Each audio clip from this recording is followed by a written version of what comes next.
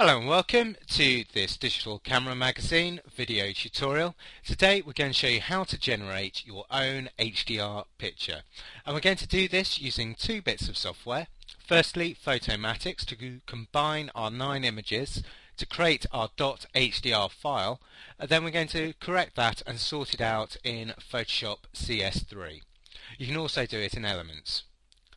You'll find on this month's disc a trial version of photomatix, and we've also managed to sort out a 20% reader discount offer through HDRsoft. So if you want to try this, you can give it a go with the trial on this month's CD, and if you really like it, then you can purchase the software. Okay, so let's take a quick look at the 9 pictures that we're going to use to create our HDR file. And we've got those here, and as you can see, this is well underexposed, and as we flick through each of these, we can see the exposure increases until we go right up to the 9th file, which is well overexposed. So first thing to do is to boot up photomatix and load these files into the software. So when you first start Photomatix Pro 2.5.4, you'll get this overview screen. Now you can have a flick through that and learn a little bit about, or a little bit more about HDR tone mapping and exposure blending. Or for this tutorial, don't worry about it and just hit the red cross and close it down. And that's the same on both Mac and PC.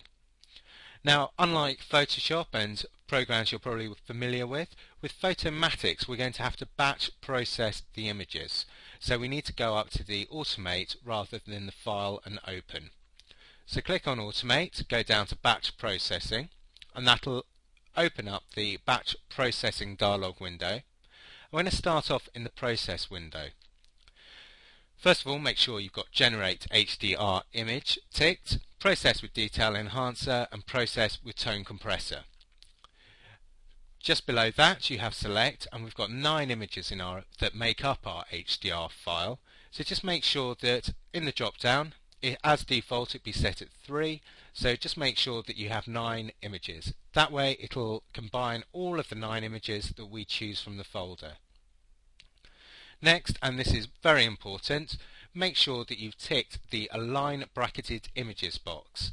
What that does, if you've taken it on a tripod, you might still get a little bit of movement, and this just makes sure that everything, all the detail within the picture, actually aligns when it combines it to the HDR. Now the last part is the location, and what you want to do is go to the Images section on the CD, copy the HDR files over to your desktop, and then use this directory structure system, which is a little bit complicated, just to navigate to the files you've copied from the CD over to your hard drive.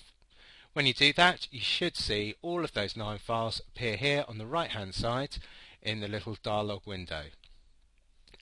Now, destination, you can either, if you've copied those to your hard drive so it's writable, you're able to select Same as Source and it'll save those files down into your source folder. Alternatively, if you want to select a different destination for those files, just click the Select button, and then again with this directory structure, just locate your desktop or an area you want to save them to, and then you can just save them down like so. I'm going to save these straight down to my desktop. Once you've done all of that and you're set to go, just click Run, and that'll start the combining process of the 9 images. Now this takes a few minutes to run through. Creating an HDR file, because it is dealing with 9 files at once, does mean that it generates quite a large file. So if you've got a slow system, it's worth disappearing off for a while and coming back. It can take up to about 5 minutes to process through. Okay, I'll leave that running and I'll join you again in the second part.